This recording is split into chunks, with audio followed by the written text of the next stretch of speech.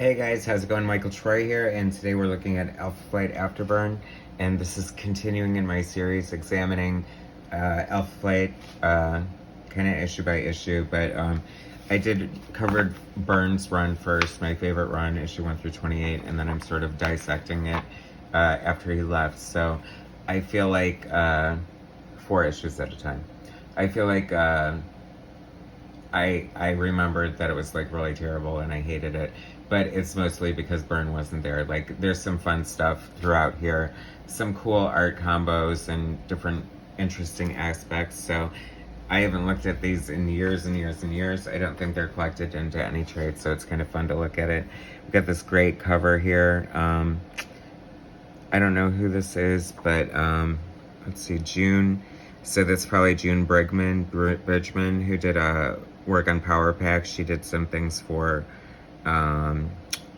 Alpha Flight 2, a couple, like the Alpha Flight Annual, and what else? Like maybe a couple fill-in issues and some covers. And Kevin Nolan is inking these covers, and I love this cover so much. This is like the Arctic, snowbird Sasquatch, and it's looking really cool. We got the corner box art, which I love so much. It's such a staple of Marvel Comics and really differentiates them. And, they were, like, in the 60s, they called it, like, I don't know, the House of Pop Art or some accent on the art like that. And I just love that Marvel has always been known for, like, their cool art, and definitely was a huge influence and had a huge impact on me. That's why I love comics. Oh, here we go. June Bridgman is actually the penciler inside. And Will Portasio is inking Bill Mantlow's script. So normally Dave Ross was drawing this, and I think this might be a fill-in issue by Power Pack artist June Bridgman. Jim Novak letters, Bob Sharon colors, Carl Potts editor, Jim Shooter chief. So Snowbird just had a baby. I guess they're all dead now. Whatever. I really like June Bridgman's art. She's like a very clean, concise storyteller. Will Portasio, we know him from Wetworks and the X-Men and things like that. And very solid inker, very flattering. I forgot who Louise's inker was on Power Pack. I want to say it was probably Bob Wiacek, who makes all artists look good too. But anyway, another tragedy in Alpha Flight, like getting rid of Snowbird or killing her or whatever, is just like part and parcel for what Bill Mantlo did, like turning the twins into elves and making them not mutants, and just like all kinds of crazy stuff, making Puck not a dwarf anymore.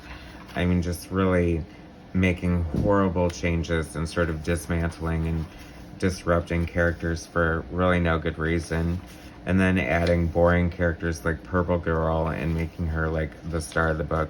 So I'm loving Aurora in here. She looks really cute in her yellow and white costume, so that's fun.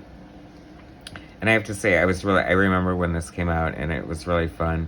See, here we go. And so now someone pointed this out to me, and now in retrospect it's pretty horrifying, and I don't know if he thought he was doing a good thing, but so he makes Puck not a dwarf anymore. This is a paraplegic. I mean, say what you want about John Byrne, but he definitely had a lot of inclusion as far as a handicapped character, like a paraplegic, and then he gets cured and put in like a normal body. And of course now Aurora wants to date him. I mean, whatever. A little crazy. And Northstar sums it up best here by saying, "My sister's behavior is disgusting." You said it. You said it, Jean Paul. Right? So I guess you can't keep a good Sasquatch down there. Smart Alec causing havoc in the Alpha Mansion. That was another weird thing. Like, throw him in a mansion. Make him the X-Men. Give him a danger room. I don't know what else to do with them. I mean, people complained that Alpha Flight was so different, because they didn't fight as a team all the time and stuff like that. So I guess this is giving fans what they want, but talk about be careful what you wish for, huh?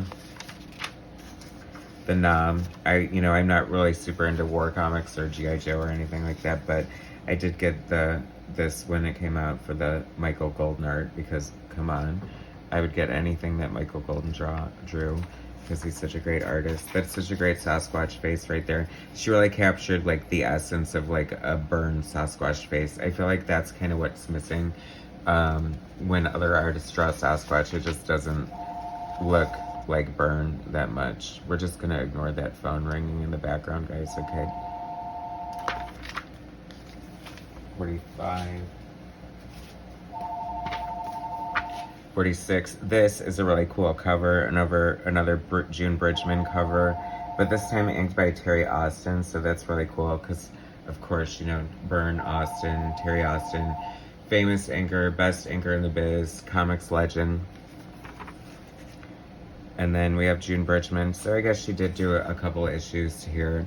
We'll see how far she goes. I like her art a lot. She's the Power Pack artist, so that's fun. Wills Portacio, just amazing inker.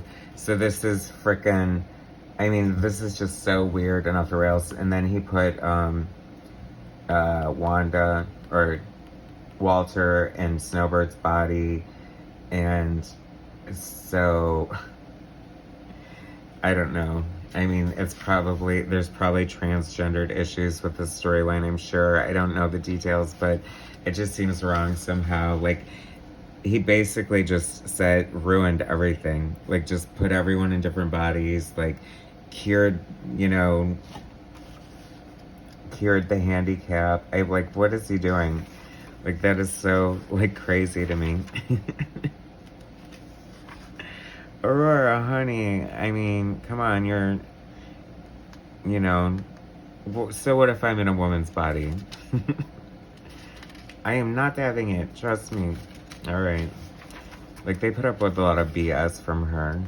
I guess if you're schizophrenic or split personality, it's a lot to handle. I'd like to see Aurora kind of cured and just a strong, cool female, role model. They kind of just made her a mess and never really redeemed her ever. And I have yet to find out what her role is in Heroes Reborn, the new Heroes Reborn, aside from sporting a heinous mullet. I can't imagine that they're doing anything good with her.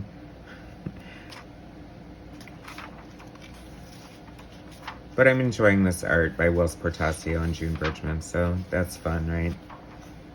I don't know. Who knows what Bill Mantlo was thinking. I really like his Cloak and Dagger and stuff. I am a fan of Bill Mantlo. He's pretty legendary in comics for good reasons and bad. And the poor guy was struck by a car several years ago, so that pretty much retired him. Kind of like a cruel twist of fate when you think about it. He took two characters and gave one, height, and then the other one legs, who was a paraplegic, and then he winds up becoming kind of a paraplegic himself, so it's really sad and tragic. But anyway, so this is a Kevin Nowlan cover, and it looks like he's just all Kevin Nowlan, which is so cool. I love his use of Zipatone here, and I don't know, he probably colored it too, because he is such a great colorist. He's kind of one of those, triple threats, even though it's more of a quadruple threat, because he pencils, he inks, he colors, he letters. I want to say he designed the Hellboy logo, just sheer raw talent. Interesting.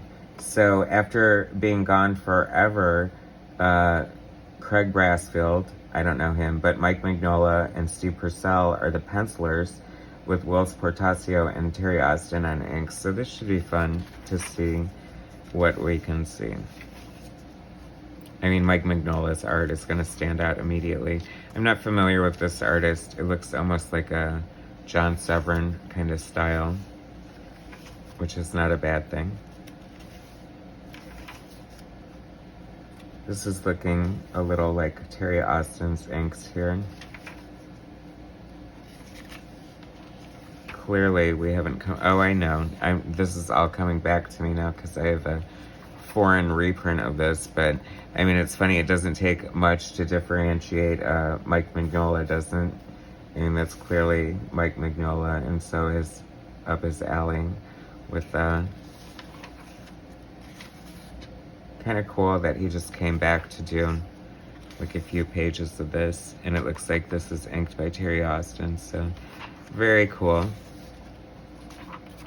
And a little art retrospective. You kind of have to be, without a page-by-page breakdown, you have to kind of be a detective and look for little nuances and flourishes in the art. Like, I mean, this is very much Mignola and Austin to me. Very cool. All right, so 47. Looks like we have one more in this part of our continuing series. I lost track. I think this is part 5. It could be part 6. I'm not sure. But anyway, so this is Alpha Flight number 48. Very cool Kevin Nowlan cover. I love this cover for so many reasons. Like, North Star looks great. I'll forgive Purple Girl. I don't like her. What a horrible redesign for Box. I mean, you have this great, unique John Byrne design, and you're going to turn him into whatever that is. And even though it's, you know, white snowbird Sasquatch, at least Sasquatch is still there. Oh, this is interesting. So, Terry Shoemaker penciler, you probably know his name if you read comics in the 80s. I can't think of a specific thing that he drew, but I remember him filling in here and there on different things that I've read. Inks by Steve Lee Aloha. Love him as an inker and a penciler. He followed Bill Sienkiewicz on the New Mutants, and he did Spider-Woman and just so many other things throughout his career. Hilary Barta on inks. Ken Bruzenak letterers, who I love, and Glynis Oliver, famous ex-colorist. Carl Potts, editor, and Jim Shooter is the chief. And we got Alpha Flight in there being a train wreck. So many things have happened. This is Snowbird's body, but she's dead. So Walter's, Sasquatch's soul is in there. She was dating him, so she doesn't want him to be a woman. We got Purple Girl on the team, and there's all kinds of mess happening here. And I just really, but it's fun to just see Alpha Flight, just because I love Alpha Flight. I haven't looked at these in years and years and years and years. So this trip down memory lane is definitely fun. It's funny, I remember not being terribly fond of Terry Shoemaker's art, but now looking at it, it has this sort of like fun, sketchy appeal that I kind of like. So, I mean, obviously he had a career for a reason, right, guys? That's a pretty fun take on Aurora's hair because, you know, a lot of times it looked kind of just like a frumpy bowl. That's a fun panel layout here. That's like the fun of comics when they break through the panels and do just fun, different designs and things. But like I said, I've never been crazy about Purple Girl or any of this crazy nonsense that just Bill Mantlo, who knows what he was thinking, but he definitely, I don't know, gave it his all. Anyway, so that concludes that part of this Alpha Flight Afterburn retrospective. Thanks so much for watching. Please like, subscribe, share my content, and I'll bring you some more soon. All right, thanks, guys.